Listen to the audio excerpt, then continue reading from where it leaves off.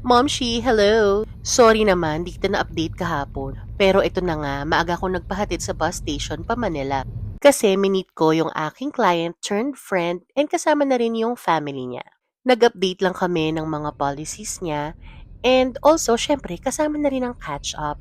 Ang saya kasi ang tagal ko rin na hindi siya nakita for a long while. So after naming magtsikahan, diretso na ako papunta sa Makati to meet with my former BM, Tita Meng, na pretty, and andun din yung brother ko, and syempre yung mga kasama namin ng mga advisors and managers from Sun Life. May pa-lunch treat kasi si Tita Meng dito sa Raffles Makati para sa mga medallion awardees last quarter.